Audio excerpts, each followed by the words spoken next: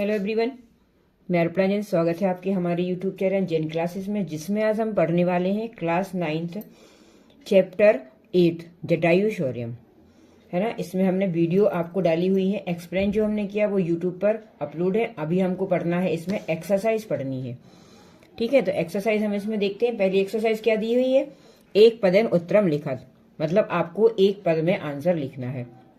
ये पता है ना कि एक पद और संस्कृत भाषा या पूर्ण वाक्य नाता, तो इसमें क्या क्या डिफरेंस होता है।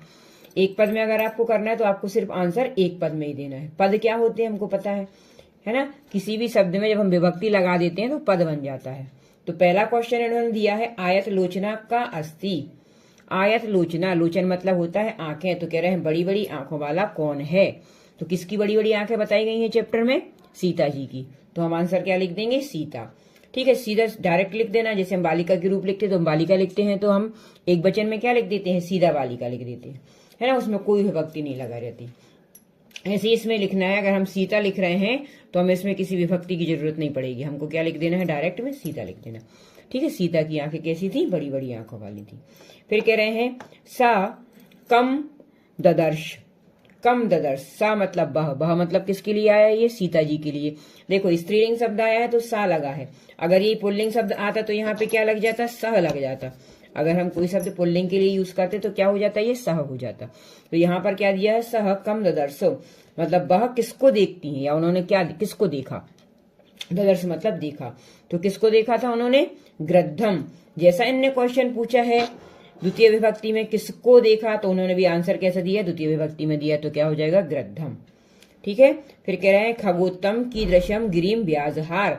खगो उत्तम, जो खगों में जो उत्तम थे, मतलब जो कौन खगों में उत्तम किसको कहा गया है इन्होंने, यहाँ पर जटायु जी को।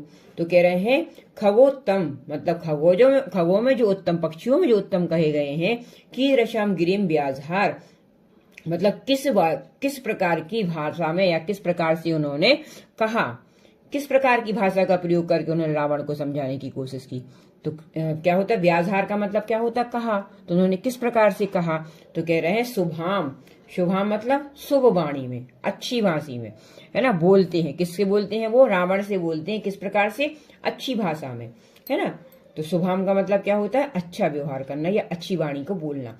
तो उन्होंने पूछा है कि खगों में जो उत्तम थे, मतलब जटायु जी के बारे में बात कर रहे हैं, तो कह रहे हैं उन्होंने किस प्रकार से रावण से कहा, या किस प्रकार से उन्होंने भाषा गिरम मतलब भाषा का उपयोग किया, वाणी का उपयोग किया। तो कैसा किया था उन्होंने, शुभाम मतलब मीठी वाणी का।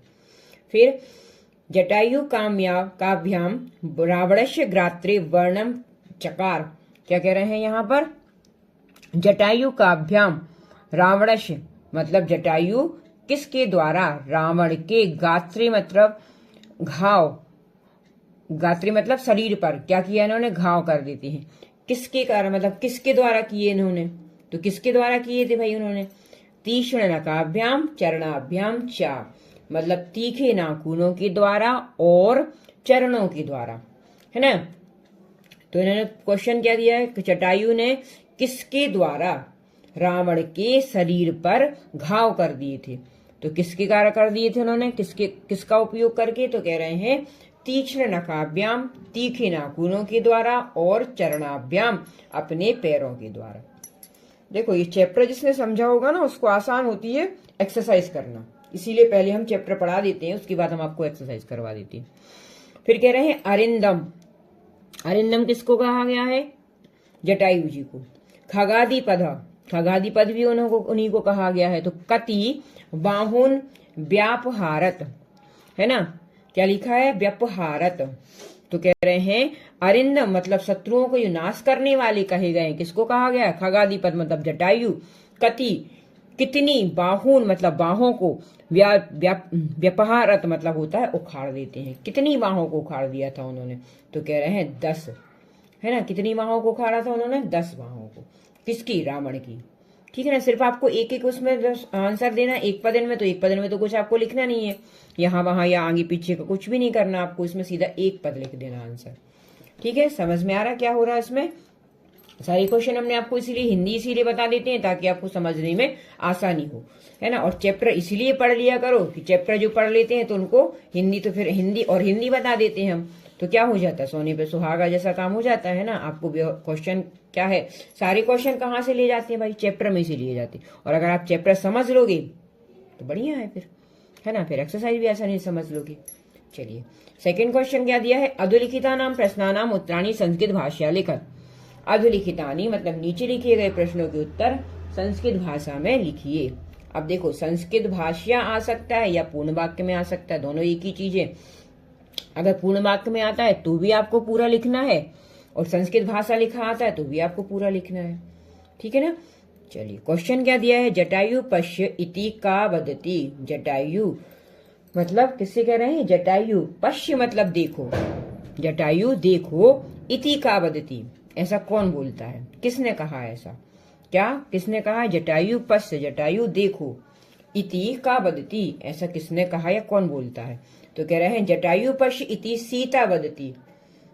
किसने कहा, ये सीता ने कहा, है ना। सीता ने बोला था ना जटायु जी से कि मुझे देखो, अपहरण हो जैसे मेरा अपहरण हो रहा है, अनाथ हो जैसी, है ना। तो इसमें आंसर क्या आ जाएगा, इसका पूरा लिखना है। देखो पूरा लिखा है आंसर।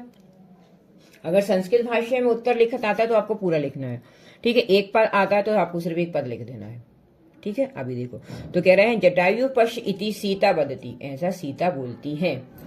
फिर जटायु रावणम किम कथ्यति, जटायु रावण से क्या कहते हैं, किस प्रकार से कहते हैं, क्या कहते हैं, किस प्रकार से उनको समझाने की कोशिश कर रहे हैं। तो कह रहे हैं जटायु रावणम पश्यति, जटायु रावण से, तो क्या कह रहे हैं कि जटायु रावणम किम कथ्यति, जटायु रावण से क्या कहते हैं। तो जटायु समझाते हुए रावण से कहते हैं जटायु रावणम कथ्यति। अब हमें देखना सिर्फ इसकी जगह लिखना है, तो हम इसको पहले पूरा लिख देंगे, फिर कहेंगे यत की, क्या कहते हैं कि नीचाम मति परदारा भी मर्शनाथ निवर्तय। नीचाम मति मतलब नीच बुद्धि को छोड़ दो। क्या कह रहे हैं कि वो नीच बुद्धि को छोड़ दो। कैसी नीच बुद्धि को, कि पराई स्त्री के स्पर्श को, तुम जो पराई स्त्री को अपहरण कर रहे हो, उसका जो स्पर्श कर रहे हो, वो क्या करो, तुम उस चीज को छोड़ दो। ये कैसी बुद्धि हो गई, तुम्हारी नीच बुद्धि हो गई, मतलब तुम्हारी बुद्धि कैसी हो गई, खराब हो गई, नीच बुद्धि वाले हो गए हो। तो कह रहे हैं कि पराई स्त्री को स्पर्श करना ये क्या है, नीच बुद्धि है। धीरम तत् न समाचरित, धीर लोगों के लिए या वीर लोगों के लिए ये आचरण कैसा है, सही नहीं है। यथ परा विगरहत, क्या कर रहे हैं इसके लिए तुम क्या कर दो, ये क्या करेंगे, पर मतलब दूसरे जो लोग उसको देखेंगे वो क्या करेंगे, इसकी निंदा करेंगे। बिगरहित मतलब निंदा करना। तो क्या कह रहे हैं कि ऐसे काम को तुम मत करो। पहले उन्होंने क्या कहा, जटायु जी ने रावण को बहुत अच्छे से समझाने की कोशिश की। तो क्या कहा उन्होंने कि ऐसे काम को मत करो कि जिससे क्या करें, दूसरे तुम्हारी निंदा करें या बुराई करें, उस काम को तुम छोड़ दो। क्या कह रहे हैं, नीचा मति पर धारा भी मर्शनाथ निवर्तय, मतलब पराई स्त्री को स्पर्श करने जैसी नीच बुद्धि को तुम छोड़ दो। धीरा तत् ना समाचरित, धीर लोगों के लिए, वीर लोगों के लिए आचरण अच्छा नहीं माना जाता। यत परम विगरहित, क्या करेंगे, ऐसा काम मत करो कि दूसरे तुम्हारी उस चीज के लिए निंदा करें। ये किसने समझाया, पहले तो रावण को समझाया जटायु जी ने, मगर रावण कहाँ मानने वाला था, है ना। वो तो अपना जो काम करने आया था उसने वो काम किया। उसने तो पहले कोशिश की थी ना कि जटायु जी उनको बहुत अच्छे से प्यार से समझाया कि ऐसे काम मत करो, शुभाम गिरी हमने पढ़ा ना, शुभ वाणी में समझाया, मगर रावण मानने वाला नहीं था। देखिए नेक्स्ट क्वेश्चन क्या कह रहे हैं, क्रोधवशात रावणम किम कर्तुम उद्यत अववत। क्रोधवशात मतलब क्रोध के वश में आकर रावण ने किस कार्य को करने के लिए वो उद्यत हो गया था। मतलब उद्यत हो गया मतलब किस कार्य को वो कर रहा था, किसके कारण कर रहा था, वो क्रोधवश, गुस्से में आकर उसने क्या किया। तो कह रहे हैं क्रोधवशात रावणम, हमको आंसर देना है इन लोग, इस चीज का, किम का, क्वेश्चन वर्ड का आंसर देना है बस, ठीक है। आगे पीछे का अपन वैसा लिख सकते हैं। तो कह रहे हैं क्रोधवशात मतलब क्रोध की वश में आकर रावण तलेन जटायु हंतुम उद्यत अववत, मतलब तलवार से जटायु जी को मारने के लिए उद्यत हुआ। उद्यत मतलब होता है कि उसको मारने की उन्होंने क्या किया, गुस्से में, बहुत गुस्से में, उसको बहुत गुस्सा आ गई, तो उसने क्या किया कि उस चीज के लिए उद्यत हो गया, करना चाह रहा था। वो क्या करना चाह रहा था कि तलवार से किसको मार दे, वो जटायु जी को। तो कह रहे हैं तलेन जटायु हंतुम, मतलब उसको मारने के लिए उसने क्या किया, तलवार का उपयोग किया, गुस्से क्रोध बस होकर, ठीक है। तो उद्यत अववत क्या किया, तलवार का उपयोग किया, गुस्से क्रोध बस होकर, ठीक है। तो बोलते ना कि तत्पर हो गया था मारने के लिए, हाँ। तो उसने क्या किया, किसकी, वो कह रहे किम, किम कर तुम, किसका मतलब किसके द्वारा। तो कह रहे हैं तलेन, तलेन मतलब तलवार से, जटायु को हंतुम मतलब मारना। पगतेश्वर रावणस्य कीदृशम चापम सरसरम ससरम भवज्य। पगतेश्वर किसको कहा गया है? यहाँ पर जटायु जी को कहा गया है। तो कह रहे हैं कि जटायु जो कहा गए हैं पगतेश्वर मतलब जटायु जी क्या कह रहे थे? रावण के कीदृशम चापम, किस प्रकार के चापम मतलब किस प्रकार की धनुष को, सासरम भंज, उन्होंने किस प्रकार की धनुष को, उनके सासरम जो कैसी था मतलब मोतियों वाले जो किस प्रकार की चाप को, चाप मतलब वही जो कह रहे हैं ना अपन उस पर चढ़ाते धनुष के ऊपर, उसको उन्होंने तोड़ दिया, भवंज कर दिया। भवंज मतलब होता है तोड़ दिया। तो कह रहे हैं पगतेश्वर रावणस्य मुक्तामणि विभूषितम। देखो हमें सिर्फ इसकी जगह आंसर देना है, तो जैसा वो क्वेश्चन पूछेंगे उसमें हमने आंसर दे रहे हैं। तो क्या कह रहे हैं? मुक्तामणि विभूषितम चापम ससरम भंज, मतलब उसको तोड़ दिया। किसको तोड़ दिया इन्होंने? जिसकी रावण की कैसी थी वो चाप, जो धनुष बाण कैसी थी वो मुक्तामणि मतलब मणियों से विभूषित थी। ऐसी चाप को, ऐसी धनुष बाण को जटायु जी ने तोड़ दिया, भंग कर दिया उसको। जटायु केन बाम बाहु दंशति। जटायु मतलब जटायु ने कितने, केन मतलब किससे, बाम बाहु मतलब उसकी 10 भुजाओं, बाई भुजाओं को उखाड़ दिया। किससे? तो कह रहे हैं तुंडेन, चोंच से। किससे कर दिया उन्होंने? चोंच से। देखो इसमें तृतीय विभक्ति है तो हमने इसमें भी तृतीय विभक्ति लगाई है। ठीक है, जैसा क्वेश्चन वो पूछते हैं उस प्रकार से हम उसका आंसर देते हैं। तो उन्होंने क्वेश्चन पूछा है कि जटायु ने किसके द्वारा या किससे बाम बाहु मतलब उसकी बाई बाहुओं को तोड़ उखाड़ दिया। तो हम कह रहे हैं जटायु तुंडेन, तुंडेन मतलब चोंच से, बाम बाहु दंसति, बाम बाहु मतलब उसकी 10 भुजाओं को, बाई 10 भुजाओं को उसने क्या कर दिया? उखाड़ दिया था। ठीक है, चलिए नेक्स्ट क्वेश्चन कह रहे हैं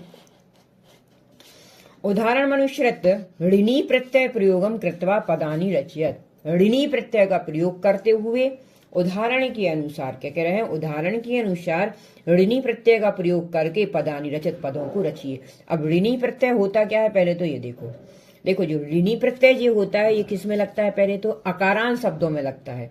ठीक है, अकारांत शब्द क्या होते? देखो ये ड़ा दिया है, गुण दिया है, तो इसका अंत किससे हो रहा है? आ से हो रहा है। नहीं मैम, ना से हो रहा है, इस पे भी ना से हो रहा है। अरे भाई ये जो ना बना है ये किस शब्द से बना है? ये पूरा ना है ना? तो इसमें कोई ना कोई क्या होगा? स्वर तो होगा ना। तो कौन सा स्वर होता है? आधा ना प्लस आ, इससे पूरा ना बनता है ना? ऐसे ही पढ़ा है ना हमने। ऐसे जो चा बना है इसका भी आ से अंत हो रहा है, तो चा कैसे बनेगा? पूरा चा। क्योंकि देखो ये व्यंजन है, व्यंजन बिना स्वर के तो पूरे होते नहीं है। तो हम इसमें क्या करेंगे? आधा चा प्लस आ, तो ये बन जाएगा चा पूरा। तो इसीलिए इन्होंने कहा है कि ऋणी प्रत्यय कहाँ लगता है? अकारांत शब्दों में लगता है।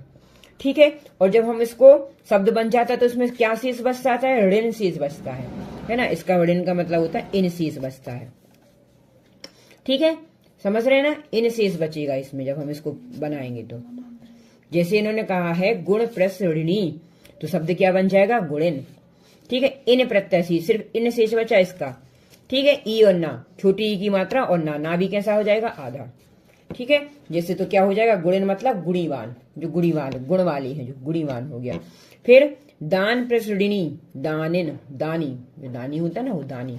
फिर कवच प्लस ऋणी, कवचिन, कवची, जो कवच को धारण किए हुए थे। ऐसे रावण सरणिनी, सरण, शरण मतलब सरी, शरी मतलब होता है बाण। ठीक है, बाण को लिए हुए। कुशल धनऋणी, कुशलिन, कुशलिन मतलब कुशली, जो कुशल तेरे कुशल हो जो। देखो इसमें क्या बच रहा है? सिर्फ आप जब देख रहे हैं ना कुशल ऋणी, ड़ा तो इसमें हंस गया, हमने क्या किया? इन से बचता है, तो इन का मतलब छोटी ई की मात्रा और ना। ठीक है, तो हो गया कुशलिन। फिर धन प्लस ऋणी, धनिन, धनी। दंड प्लस ऋणी, दंडिन। समझ रहे हैं? इस प्रकार से ये ऋणी प्रत्यय का योग करना। ऋणी प्रत्यय का प्रयोग कब में होता है? अकारांत शब्दों में होता है, और उसमें ऋण शेष बचता है, बस इतना। ठीक है, ऋण शेष बचने का मतलब क्या हो गया? छोटी ई की मात्रा और ना शेष बचता है, तो शब्द बन जाएगा ऋणी। ठीक है, चलिए नेक्स्ट क्वेश्चन इसी में दिया है। अभी तो इसी का पूरा नहीं हुआ, एक और रह गया उसमें। हाँ, फिर नेक्स्ट दिया है धन प्लस ऋणी हो गया धनिन, और कौन सा बचा है इसमें? अब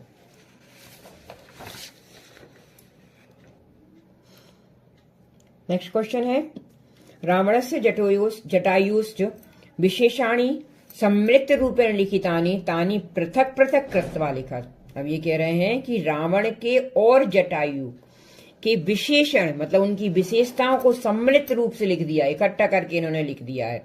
तो अब ये क्या कह रहे हैं कि इनको क्या करो आप, लिखितानी मतलब लिखे हैं, तानी उनको पृथक पृथक करके लिखो। ठीक है, मतलब इन्होंने रावण की विशेषताओं को और जटायु जी की विशेषताओं को एक साथ लिख दिया है। अब इनको हमें क्या करना है, अलग अलग करके इसको लिखना है। ठीक है, मतलब विशेषताएं दोनों में है, रावण है तो रावण में भी विशेषताएं हैं और जटायु में भी विशेषताएं हैं। तो इनको इन्होंने क्या कर दिया, एक साथ कर दिया। अब इनको हम अलग अलग करके लिखेंगे। ठीक है, देखो इतने सारे शब्द दिए हैं ना ब्रैकेट में, ये सारी क्या है, विशेषताएं हैं दोनों की, किसकी, रावण और जटायु की। तो हम क्या करते हैं, पहले रावण, एक साइड रावण लिख देते हैं, दूसरी साइड जटायु लिख देते हैं। ठीक है, और यहाँ पे शब्द हम पढ़ते हैं और देखते हैं ये किसमें आ जाता है। ठीक है, पहले था युवा, युवा कौन था, रावण था। ठीक, बोला था ना जटायु जी ने कि तुम युवा मैं वृद्ध, तुम जवान हो मैं वृद्ध हूं, फिर भी मैं क्या करूंगा, सीता जी को यहां से नहीं ले जाने दूंगा। ठीक है, तो पहला शब्द आया युवा, युवा क्या होता है, रावण। सासर, धनुष जिसके पास थे, धनुष बाण जिसके साथ थे, वो भी कौन था, रावण था। फिर वृद्ध, वृद्ध कौन था, जटायु जी वृद्ध थे। फिर कह रहे हताश्व, जिसके अश्व मतलब हत प्लस अश्व मतलब जिसके घोड़े क्या हो गए थे, मारे गए थे, तो वो किसके मारे गए थे, रावण के। फिर महाबल, महाबल किसको कहा गया है यहाँ पे, जटायु जी को। फिर पतंग सत्तम, पतंग सत्तम भी किसको कहा गया है, जटायु जी को कहा गया यहाँ पर। फिर भग्न धनवा, भग्न धनवा कौन आ जाएगा इसमें, रावण, रावण के ही तो धनुष बाण भग्न हो गए थे। फिर महाग्रद्ध, महाग्रद्ध किसके लिए आएगा, ये जटायु जी के लिए। फिर खगादी पद भी इन्हीं के लिए आया है। क्रोध से मूर्छित कौन हो गया था, रावण। पतगेश्वर जटायु जी। सरथ मतलब जो रथ के साथ था। कवची जो कवच धारण किए हुए था, और शरी जिसके पास बाण थे। ये सब किसकी विशेषताएं बताई यहाँ पे, जटायु जी और रावण की दोनों की विशेषताएं यहाँ पे बता दी उन्होंने, मिक्स करके आपको दे दिया। इसमें आपको अलग अलग पृथक पृथक करके इसको लिखना था। ठीक है, तो हमने जितनी इसकी विशेषताएं थी वो हमने सब यहाँ पर बता दी।